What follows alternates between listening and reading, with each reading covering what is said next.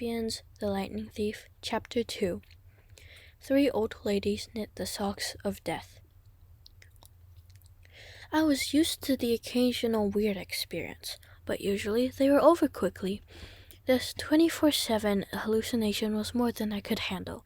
For the rest of the school year, the entire campus seemed to be playing some kind of trick on me. The students acted as if they were completely and totally convinced that Mrs. Kerr, a perky blonde woman whom I'd never seen in my life until she got on our bus at the end of the field trip, had been our pre-algebra teacher since Christmas. Every so often I would spring a Mrs. Dodds reference on somebody just to see if I could trip them up, but they would stare at me like I was a psycho. It got so I almost believed them.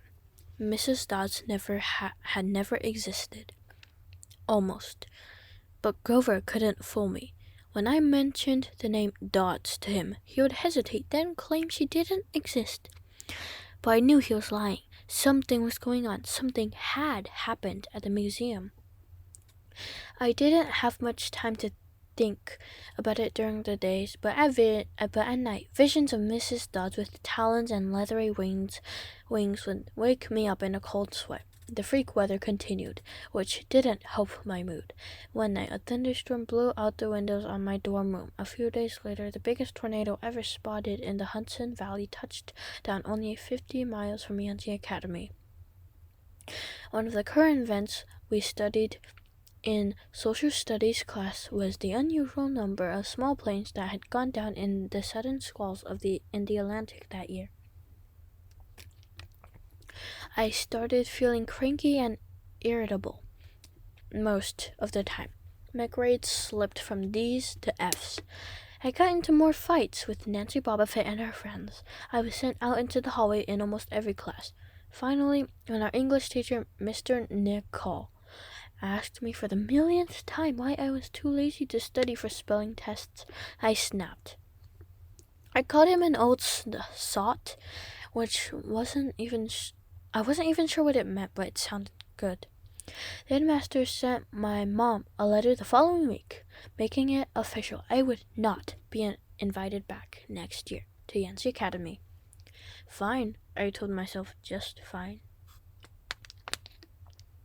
I was homesick. I wanted to be with my mom in our little apartment on the Upper East Side. Even if I had to go to public school and put up with my obnoxious stepfather and his stupid poker parties. And yet, there were things I'd miss at Yancey. The view of the woods out my dorm window, the Hudson River in the distance, the smell of pine trees. I'd miss Grover, who had been a good friend, even if he was a little strange. I worried how he'd survive next year without me. I'd miss late in class also, too. Mr. Brunner's crazy tournament days and his faith that I could do well. As exam week got closer, Leighton was the only test I studied for. I hadn't forgotten what Mr. Brunner had told me about this subject being life and death for me. I wasn't sure why, but I'd started to believe him.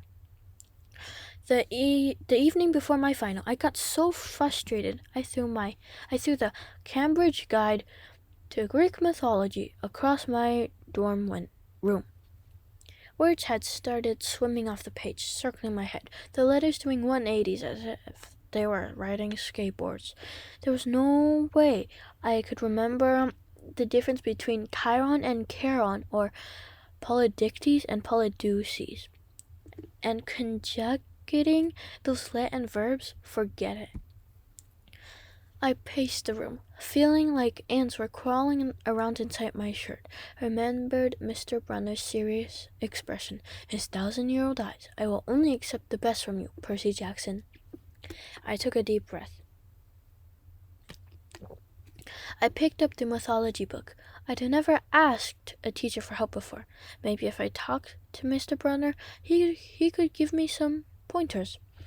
At least I could apologize for the big fat F I was about to score in his exam. I didn't want to leave Yancey Academy with him thinking I hadn't tried. I walked downstairs to the faculty offices. Most of them were dark and empty, but Mr. Bronner's door was ajar, light from his window stretching across the hallway floor. I was 3 steps away from the door handle, when I heard voices inside the door. The office. Mr. Bronner asked a question. A voice that was definitely Grover said, "Worried about Percy, sir?" I froze. I'm not usually an eavesdropper, but I dare you to try not listening if you hear your best friend talking about you to an adult. I inched closer. "Alone this summer," Grover was saying. "I mean, a kindly one in the school. Now that we know for sure, and they know too." "We would only make matters worse by rushing him," Mr. Brunner said. "We need the boy to mature more." "But he may not have time. The summer solstice deadline. We will have to be resolved without him, Grover. Let him enjoy his ignorance while he still can." "Sir, he saw her." "His imagination," Mr. Brunner insisted. "The mist over the students and staff will be enough to convince him of that." "Sir, I can't fail my duties again." Grover's voice was choked with emotion. "You know what that would mean." "You haven't failed, Grover," Mr. Brunner said kindly. "I should have seen her for what she was. Now, let's just worry about keeping Percy alive until next fall." The mythology book dropped out of my hand and hit the floor with a thud. Mr. Brunner went silent. My heart hammering, I picked up the book and backed down the hall. A shadow slid across the lighted glass of Brunner's office door. The shadow of something much taller than my wheelchair-bound teacher. Something holding something that looked suspiciously like an archer's bow. I opened the nearest door and slipped inside. A few seconds later, I heard a slow clop, clop, clop, like muffled wood blocks. Then a sound like an animal snuffling right outside my door. A large, dark shape paused in front of the glass, then moved on. A bead of sweat trickled down my neck. Somewhere in the hallway, Mr. Bronner spoke. "Nothing," he murmured. "My nerves haven't been right since the winter solstice." "Mine neither," Grover said. "But I could have sworn—" "Back to the dorm," Mr. Bronner told him. "You've got a long day of exams tomorrow." "Don't remind me." The lights went out in Mr. Bronner's office. I waited in the dark for what seemed like forever. Finally, I slipped out into the hallway and made my way back to the dorm. Grover was lying in his bed, studying his Latin exam notes like he'd been there all night. "Hey," he said, blurry-eyed. "You're going to be ready for this test?" He didn't answer. I didn't answer. "You look awful," he frowned. "Is everything okay? Just tired?" I turned so he couldn't read my expression and started getting ready for bed. I didn't understand what I'd heard downstairs. I wanted to believe I'd imagined the whole thing. But I wasn't. But one thing was clear. Grover and Mr. Bronner were talking about me behind my back. They thought I was in some kind of danger? The next afternoon, as I was leaving the 3-hour late-in exam, my eyes were swimming with all the Greek and Roman names I'd misspelled, and Mr. Bronner called me back inside. For a moment, I was worried he'd found out about my eavesdropping the night before, but that didn't seem to be the problem. "Percy," he said, "don't be discouraged about leaving Yancey. It's for the best." His tone was kind, but the words still embarrassed me. Even though he was speaking quietly, the other kids finishing the test could hear. Nancy Bobbitt smirked at me and made sarcastic little kissing motions with her lips. I mumbled, "Okay, sir." Mr. Bronner wheeled his chair back and forth, like he wasn't sure what to say. "This isn't the right place for you. It was only a matter of time." My eyes stung. Here was my favorite teacher in front of the class, telling me I couldn't handle it. After saying he believed in me all year, he was now telling me I was destined to get kicked out. "Right," I said, trembling. No, Mr. Bronner said. Oh, confound it all.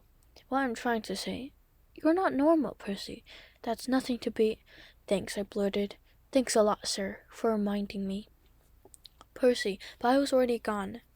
On the last day of the term, I shoved my clothes into my suitcase. The other guys were joking around, talking about their vacation plans.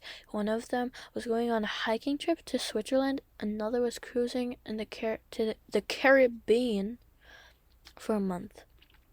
They were juvenile delinquents, like me, but they were rich juvenile delinquents. Their daddies were executives or ambassadors or celebrities. I was a nobody, from a family of nobodies. They asked me what I'd be doing this summer, and I told them I was going back to the city. What I didn't tell them was that I'd have to get a summer job walking dogs or selling magazine subscriptions and spend my free time worrying about where I'd go to school in the fall. Oh, when the guy said, "That's cool." They went back to their conversation as if I'd never existed. The only person I dreaded saying goodbye to was Grover, but as it turned out, I didn't have to. He'd booked a ticket to Manhattan on the same Greyhound as I had, so there we were, together. Again, heading into the city. During the whole bus ride, Grover kept glancing nervously down the aisle, watching the other passengers. It occurred to me that he'd always acted nervous and fidgety when we left Yancey, as if he expected something bad to happen. Before, I'd always assumed he was worried about getting teased, but there was nobody to tease him on the Greyhound. Finally, I couldn't stand it anymore. I said, looking for the kindly ones. Grover nearly jumped out of his seat. What do you mean? I confessed about eavesdropping on him and Mr. Brunner on the night before the exam. Grover's eye twitched. How much did you hear? Oh, not much. What's the summer solstice deadline? He winced. Look, Percy, I was just worried for you, see? I mean, hallucinating about demon math teachers. Grover, and I was telling Mr. Brunner that maybe you were overstressed or something, because there was no such person as Mrs. Dodds, and Grover, you're a really, really bad liar. His ears turned pink. From his shirt pocket, he fished out a scrubby business card. Just take this, okay? In case you need me this summer. The card was in fancy script, which was murder for my dyslexic eyes. But I finally made out something like Grover Underwood, keeper, Half-Blood Hill, Long Island, New York, 800-009-0009. What's half? Don't say it aloud, he yelped. That's my, summer address.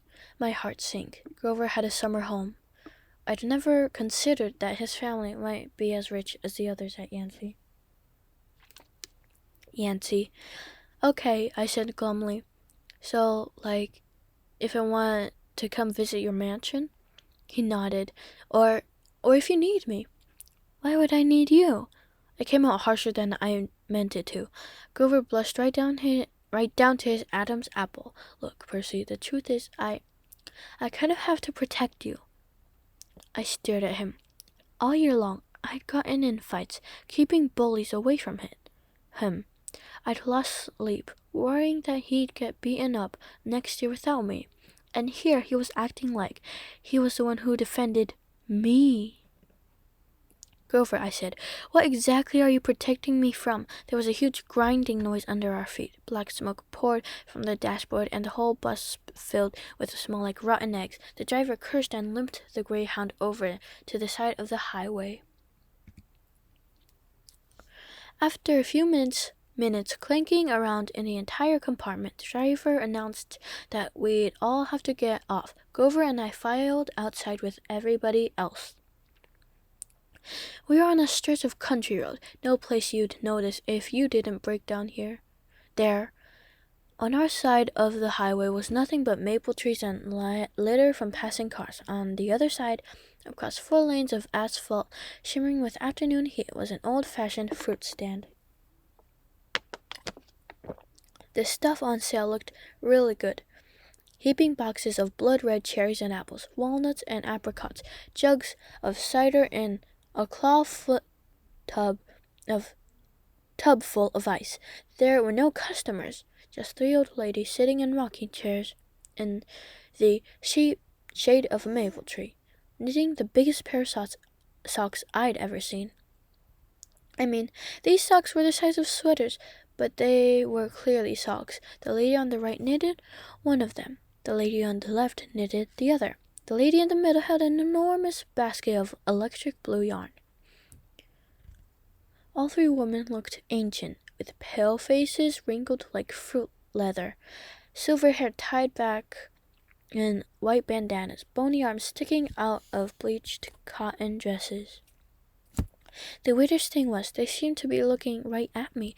I looked over at Grover to say something about this and saw that the blood had drained from his face. His nose was twitching. Grover, I said, "Hey man, tell me they're not looking at you." "They are, aren't they?" "Yeah. Weird, huh? You think those socks would fit me?" "Not funny, Percy. Not funny at all." The old lady in the middle took out a huge pair of scissors, gold and silver, long-bladed, like shears. I heard Grover catch his breath. "We're getting on the bus," he told me. "Come on." "What?" I said. "It's 1,000 degrees in there." "Come on!" He pried open the door and climbed inside, but I stayed back. Across the road, the old ladies were still watching me. The middle one cut the yarn, and I swear I could hear that snip across 4 lanes of traffic. Her 2 friends balled up the electric blue socks, leaving me wondering who they could possibly be for, Sasquatch or Godzilla. At the rear of the bus, the driver wrenched a big chunk of smoking metal out of the engine compartment. The bus shuddered and the engine roared back to life. The passengers cheered. "Darn right!" yelled the driver. He slapped the bus with his hat. "Everybody back on board!" Once we got going, I started feeling feverish, as if I'd caught the flu. Grover didn't look much better. He was shivering and his teeth were chattering. "Grover?" "Yeah?" "What are you not telling me?" He dabbed his forehead with his shirt sleeve. "Percy, what did you see back at the fruit stand?" "You mean the old ladies? What is it about them, man? They're not like Mrs. Dodds, are they?" His expression was hard to read, but I got the feeling that the fruit stand ladies were something much, much worse than Mrs. Dodds. He said, "Just tell me what you saw." The middle one took out her scissors and she cut the yarn. He closed his eyes and made a gesture with his fingers that might have been crossing himself, but it wasn't. It was something else, something almost older. He said, "You saw her snip the cord." "Yeah, so?" But even as I said it, I knew it was a big deal. "This is not happening," Grover mumbled. He started to chew on his gum. "I don't want this to be like the last time." "What last time?" "Always 6th grade. They never make it past 6. "Grover," I said, because he was really starting to scare me. "What are you talking about?" "Let me walk you home from the bus station. Promise me." This seemed like a strange request to me, but I promised he could. Is this like a superstition or something?" I asked. No answer. "Grover, that's snipping of the yarn. Does that mean somebody is going to die?" He looked at me mournfully, like he was already picking the kind of flowers I'd like best on my coffin.